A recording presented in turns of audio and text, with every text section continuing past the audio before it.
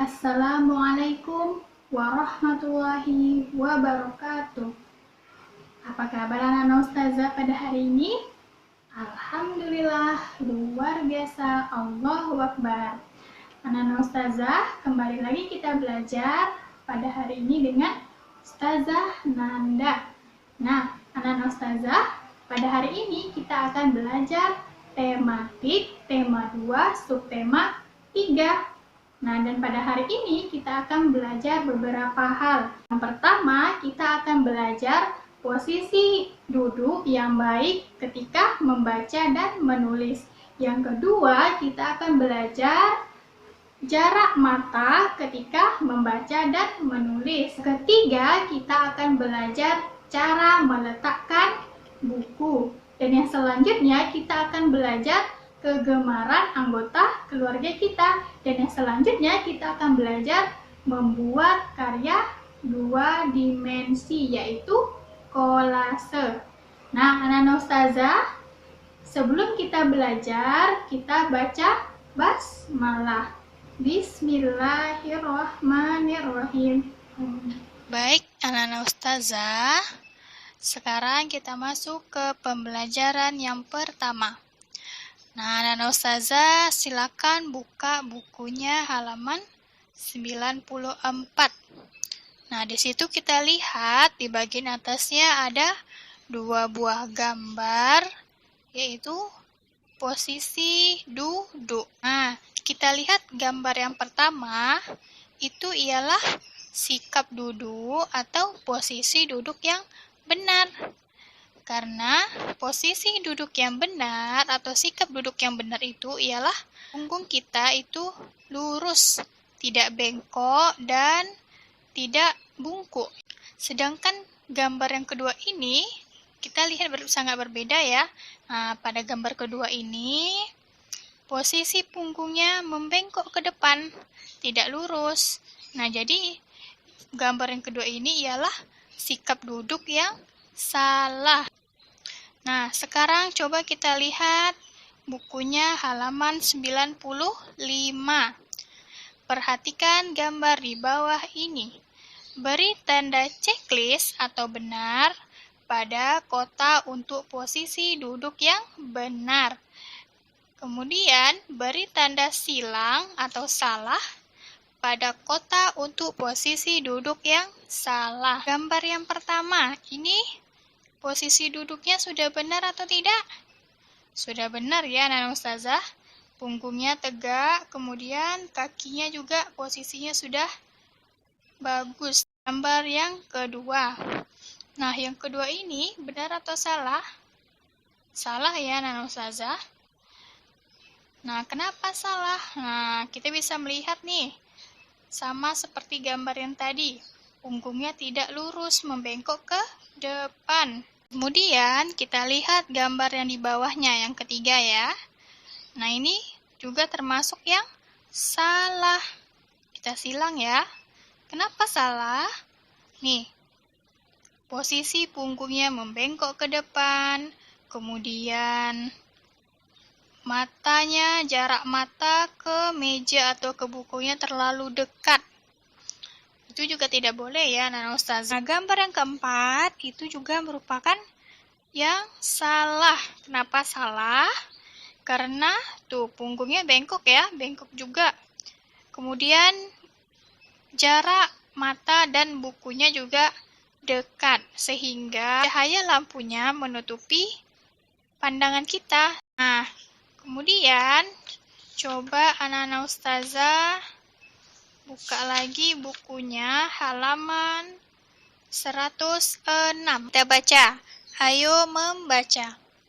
Mendapatkan informasi tentang posisi tubuh saat menulis.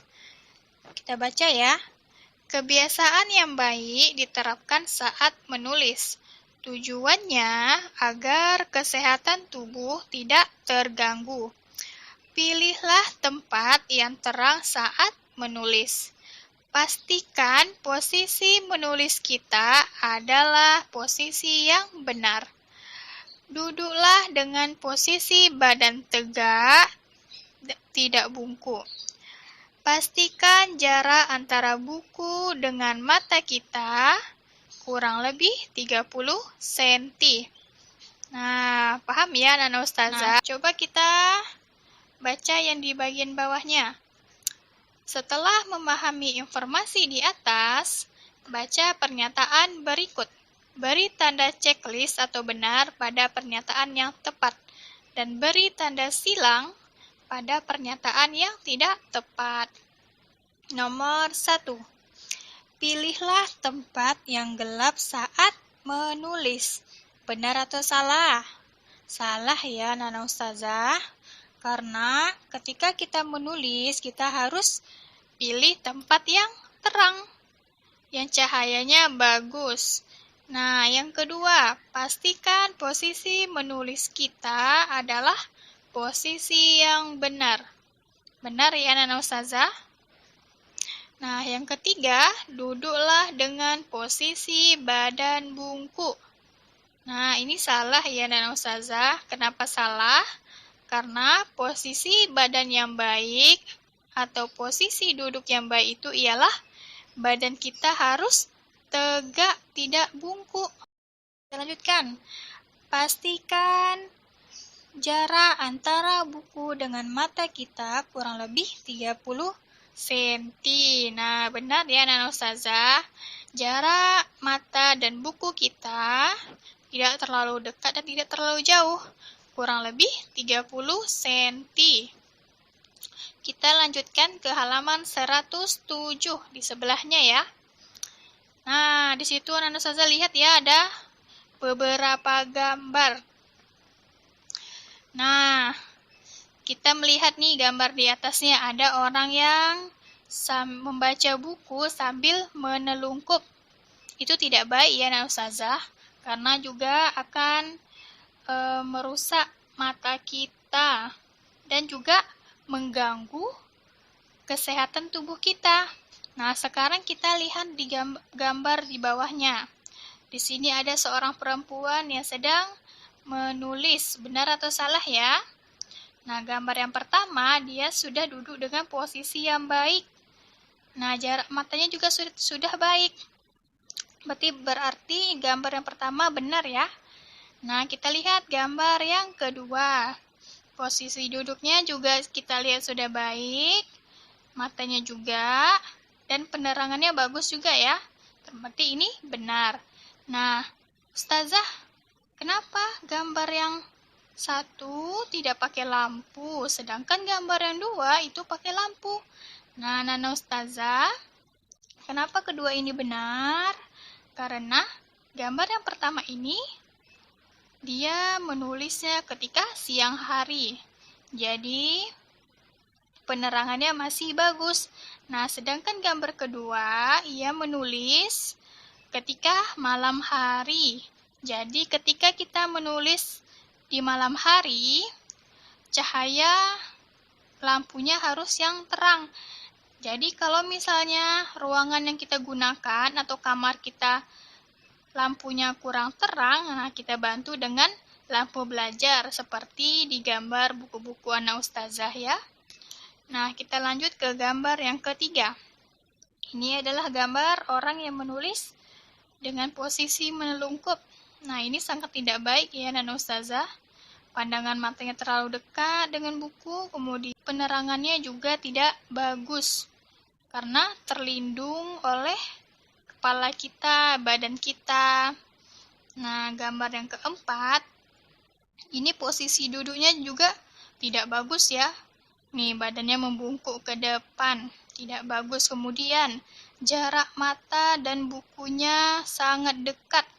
Nah, itu juga tidak baik untuk mata dan kesehatan tubuh kita. Nah, selanjutnya kita akan mempraktekkan bagaimana cara meletakkan buku dengan baik.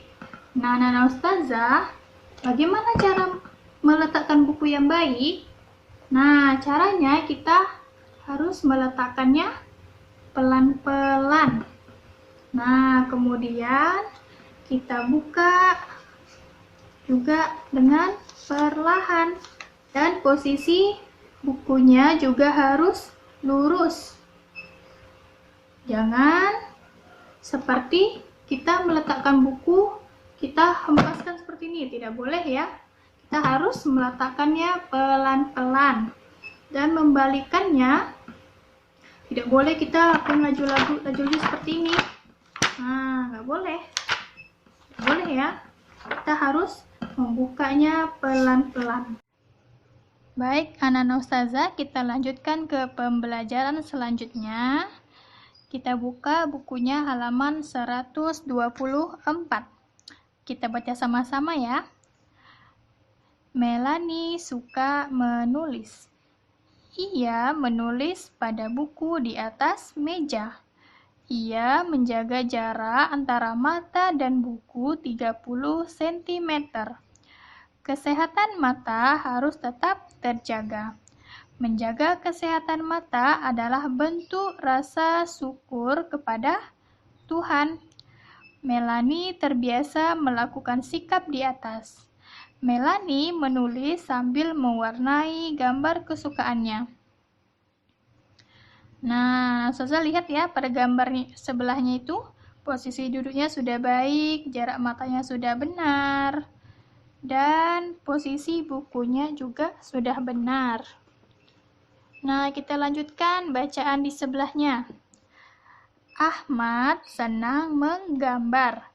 Ia sering berlatih bersama ayah dan ibu. Ahmad suka ikut lomba menggambar. Nah, di sekolah ataupun di lingkungan rumah, Ahmad makin rapi menggambar. Ia semakin semangat berlatih. Ayah dan ibu selalu mendukung Ahmad. Selanjutnya, ayo menulis. Menuliskan kegemaran anggota keluarga. Tuliskan nama anggota keluarga dan kegemarannya. Tulislah pada isian seperti berikut. Kita di sini akan menuliskan apa saja kegemaran anggota keluarga kita. Gambar kesukaan apa yang disukai oleh ayah kita, bunda kita, abang kita, kakak kita, atau adik kita. Kita buat di sini. Namaku Nanda. Nama ayahku Zaibar. Kegemaran ayahku pesawat.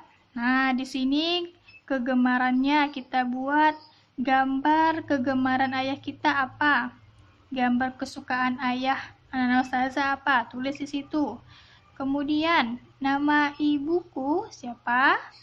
Kemudian kegemaran ibuku apa kesukaannya? Boleh anak-anak ustazah tulis di bukunya ya. Nah, anak-anak ustazah, ketika kita menggambar pasti lebih cantik dan lebih indah ketika kita warnai. Nah, anak-anak ustazah, kita mempunyai 3 warna pokok. Anak-anak ustazah silakan buka bukunya halaman 116 ya. Kita mempunyai 3 warna pokok, yaitu warna merah, kuning, dan biru. Nah, ketiga warna ini bisa kita campur-campurkan yang akan menghasilkan warna-warna yang berbeda. Misalnya, ini ada warna kuning dan hijau. Apabila kita campurkan, maka hasilnya menjadi warna apa? Nah, ini hasilnya ialah menjadi warna kuning muda seperti warna lemon. Kemudian ada warna biru. Kita campur dengan warna merah, maka hasilnya menjadi warna ungu. Nah, kemudian warna merah kita campur dengan warna kuning, hasilnya ialah warna orange. Nah, kemudian warna hijau kita campur dengan warna merah, maka hasilnya ialah warna coklat. Nah, anak-anak ustazah boleh mencoba di rumah ya. Kalau ada mempunyai cat air atau pewarna, kita boleh mencoba di rumah. Kita campurkan warna-warna pokok ini. Kita lanjutkan ke halaman 117. Membuat gambar kolase. Anak-anak ustazah tahu tidak ya kolase itu apa? Nah, kolase itu ialah karya dua dimensi yang menggunakan beberapa paduan bahan, misalnya dari potongan-potongan kertas, daun-daun kering, bisa dari biji kacang hijau, kacang kedelai, dan lain sebagainya. Nah, sekarang kita akan membuat kolase yang terbuat dari potongan-potongan kertas dan daun kering. Alat-alatnya apa saja? Nah, yang pertama kita membutuhkan gambar. Nah, kemudian kita membutuhkan daun-daun kering dan potongan-potongan kertas yang berwarna biar bagus ya.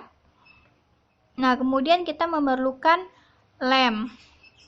Nah, gimana cara membuatnya? Caranya ialah kita lem dulu gambarnya.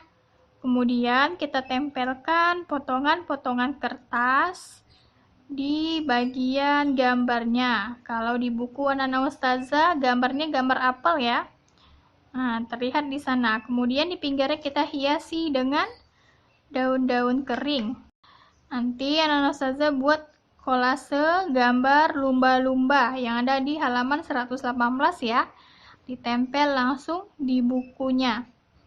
Gambar lumba-lumba. Nanti anak-anak ustazah kerjakan di bukunya langsung, kemudian silakan bukunya dihias. Nah, nanti kalau udah selesai, silakan difoto dan dikirim ke ustazah.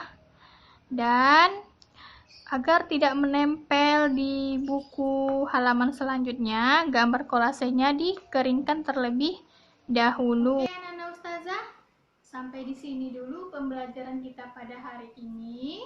Semoga anak-anak ustazah dapat memahami pembelajaran kita pada hari ini. Dan pelajaran pada hari ini dapat bermanfaat untuk kita semua. Kita akhiri pembelajaran kita dengan membacakan hamdalah. Alhamdulillahirrabbilalamin.